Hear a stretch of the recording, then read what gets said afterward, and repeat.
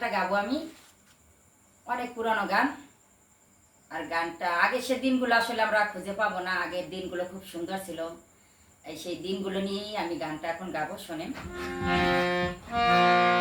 গ্রামের নজওয়ান হিন্দু মুসলমান, গ্রামের নজওয়ান হিন্দু মুসলমান মিলিয়া বাউলা গান আর মুর্শিদি গাইতাম, হায়রে মিলিয়া বাউলা গান আর মুর্শিদি গাইতাম। আগে কি সুন্দর দিন কাটাইতাম।